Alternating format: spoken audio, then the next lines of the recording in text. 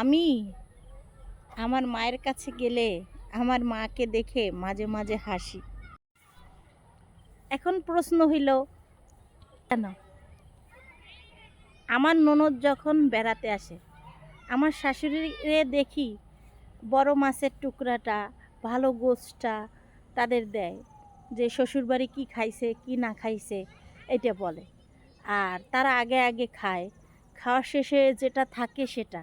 আর কপাল গুণে, আমরা ভাগ্য গুণে এত সুন্দর স্বামী পাইছি, তারা বলে থাক, তাতে কি, ওরা গেলে আবার আনবো, খাবে, তুমি রান্না করবে তোমার সংসার, এখন ওরা খাক।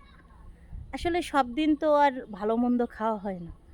আর ওরকম করে, আর আমার মায়ের কথাটা হয়েছে, যখন আমার বাবার বাড়ি আমি যাই, তখন দেখি আমার মা বলে, দেখি বউরে বলে, মানে আমার ভার বউরে বলে যে নাও তুমি রান্না বান্না করছো, তুমি বাইরে টাইরে সবাইরে দাও।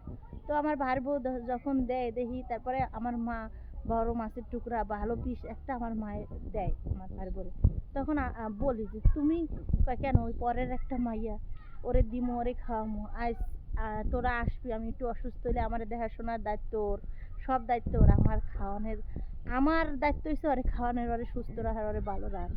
অনেকভাবে দেখি আমার বাইরেও গালাগালি করে, বকাবকি করে। এর জন্য আমার মায়ের দেখলে আমার হাসি লাগে।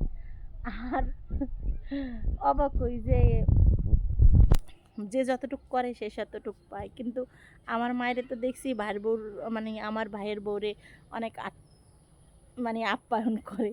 কিন্তু আমরা শাশুড়ি পাইছি আলহামদুলিল্লাহ, মাশাল্লাহ ভালো। কিন্তু এরকম না। তাই দোয়া করি যে সবাই যেন ভাগ্য গুণে এরকম শাশুড়ি পায়।